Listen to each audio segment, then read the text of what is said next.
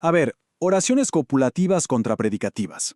Uf, suena como un verdadero desafío de la gramática, ¿no es cierto?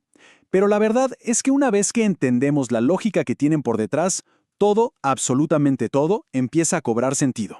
Así que vamos a meternos de lleno en este tema para resolver el misterio de una vez por todas. Muy bien, ¿cuál va a ser nuestra hoja de ruta? Sencillo. Primero vamos a plantear el gran dilema. Después exploramos al equipo de las oraciones copulativas y justo después al de las predicativas. Luego veremos qué pasa cuando las reglas se doblan un poquito. Y al final, la clave, el atajo para no volver a dudar jamás. Y aquí es donde empieza el verdadero acertijo. Porque, a simple vista, dos oraciones pueden parecerse muchísimo, pero gramaticalmente viven en universos totalmente distintos. Vamos a ver por qué pasa esto. Aquí está la clave de todo. Pensemos en esto. La reunión fue interesante. Y la reunión será en el despacho. ¿Ven? En las dos se usa el verbo ser, pero son como la noche y el día. Una nos está describiendo una cualidad y la otra nos dice dónde va a ocurrir algo. Esa pequeña, sutil diferencia es lo que separa estos dos mundos gramaticales. Ok, entremos al primer territorio. Aquí los que mandan son los verbos que, más que actuar, se dedican a conectar. Les presento al primer competidor de este duelo, la oración copulativa. Una oración copulativa es, en esencia, una oración de estado, de cualidad. El verbo por sí mismo no tiene tanta fuerza. Su trabajo principal, como vemos aquí, es servir de enlace. Es casi como si fuera un signo de igual entre la persona o cosa de la que hablamos y su descripción. Y estos son los tres grandes, los protagonistas del equipo copulativo: ser, estar y parecer. Son verbos que por su propia naturaleza necesitan algo más para que la idea quede completa, para decirnos cómo o qué es el sujeto. Y este es el punto crucial. Atención, un verbo copulativo casi nunca va solo. Necesita a su socio, a su compañero inseparable, el atributo. Si no lo tiene, la oración se queda como a medias. Por ejemplo, si decimos, el coche parecía, nos falta lo más importante, ¿no? ¿Parecía qué? ¿Nuevo? ¿Viejo? ¿Rápido? Esa palabra, la que completa el sentido, ese es el atributo. Esta idea me encanta. Es la forma perfecta de recordarlo. Pensemos en el verbo copulativo como si fuera un puente. De un lado tenemos al sujeto, del otro lado su cualidad, y el verbo es, bueno, es la estructura que los mantiene unidos, inseparables. Perfecto. Ahora vamos a darle la vuelta a la tortilla.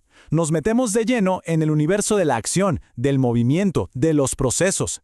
Aquí llegan las oraciones predicativas, donde los verbos ya no son puentes, sino los verdaderos protagonistas de la película. Exacto. Una oración predicativa es la que tiene un verbo con peso propio, con significado completo. La gran mayoría de los verbos que usamos todos los días están aquí. Correr, comer, escribir, pensar, soñar, todos transmiten una idea de acción por sí mismos, sin necesidad de que un atributo los complete. Y dentro de este universo hay como dos grandes familias. Por un lado, los verbos transitivos. Su acción necesita pasar hacia algo o alguien. Si Damián escribe, ¿qué escribe? Ah, poemas. Ese es el objeto directo. Y por otro lado están los intransitivos, donde la acción termina en el verbo mismo. Los grillos cantaban. Y listo, la acción se completa ahí, no necesita más. Y si el verbo copulativo era un puente, el predicativo es el motor. Es la pieza que genera todo el movimiento, la que hace que algo de verdad suceda en la oración. Miren qué clara es la diferencia en su función. Ahora sí, vamos a ponerlos frente a frente. Esta tabla resume el duelo a la perfección. En las copulativas tenemos verbos como ser que funcionan de puente, y su pieza clave es el atributo. Por ejemplo, el coche parecía nuevo, y en las predicativas cualquier otro verbo es el motor, y la clave es la acción en sí misma. Mi hermano colecciona discos.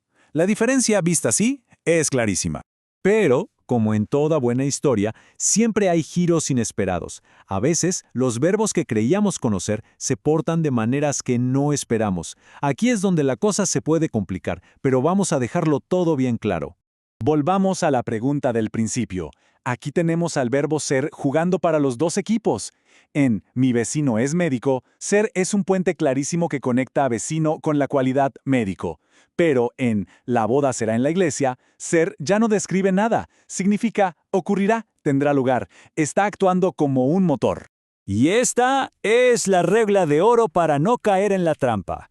Cuando usamos ser o estar para ubicar algo en el tiempo o en el espacio, como en mi hermano está en Ecuador, entonces se convierten en verbos predicativos.